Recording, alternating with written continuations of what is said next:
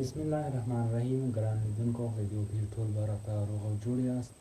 دغه ویډیو څخه د واټر مارک لرې کولو یا د واټر مارک لګولو طریقه په دغه اپلیکیشن کې در سره شریکوم.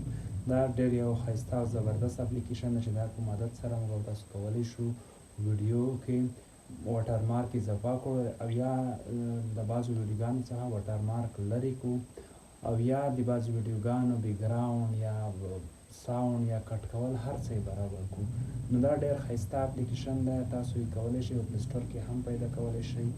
نو د اپلیکیشن په مدد موږ کولی شو چې د ویډیو مکمل ایډیټ وکړو. نو دا موږ او ستاسو لپاره ډېر مهم دی. نو نور مو انتظار نه اوږدوم، په ویډیو درته شروع کوم.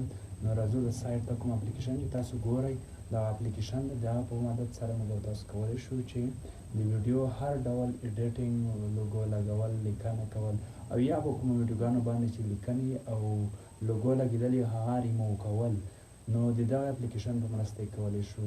نو راځه په ویډیو درته شروع کوم.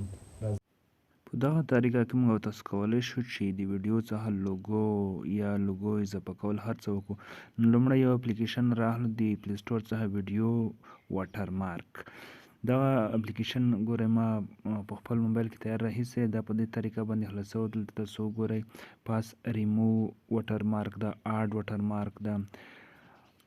په اډ واټر مارک باندې یعنې په ویډیو باندې لوګو لګول، ریموو واټر مارک باندې د ویډیو څخه لوګو لرې کول، همداسې د ویډیو سپیډ کټ کول، بیکګراوند برابرول، هر څه په دغه یو اپلیکیشن کې تاسو ډېر په اسانه طریقې سره کولی شئ. اوس موږ او تاسو دلته کار کوو چې څنګه د ویډیو څخه واټر مارک یا لوګو لرې کړو یا کومې اضافي لیکنې هغه څنګه لرې کړو.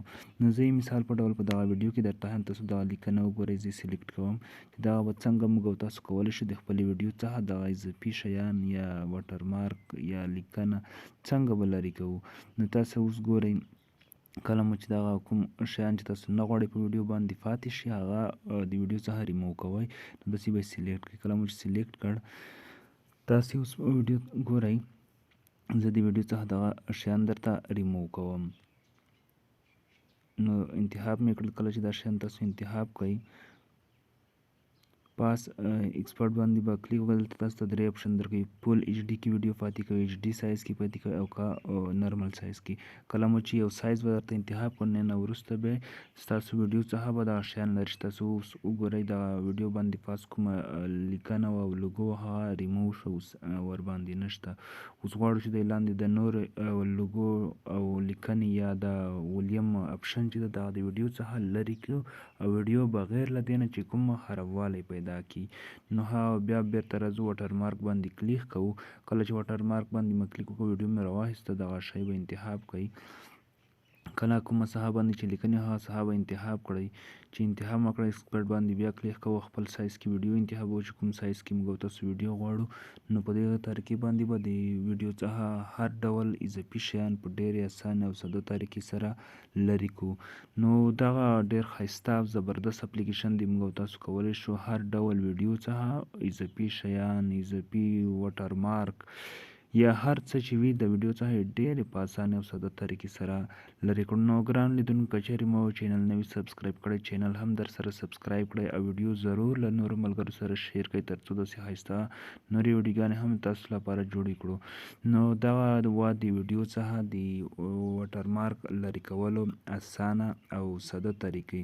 نو په دغه اپلیکیشن کې تاسو وګورئ بالا زیات اپلیکیشنې سیسټمونه شته. نو په دغه ویډیو اپلیکیشن کې لینک هم زه درته په لومړي کمنټ کې اچوم.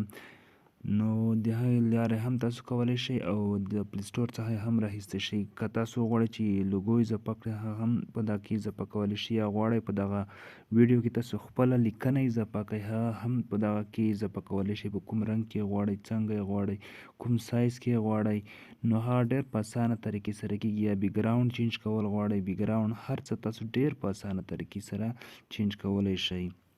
نو نور مو وخت نه نیسم، نور مو په الله سپارم. الله مو مل شه.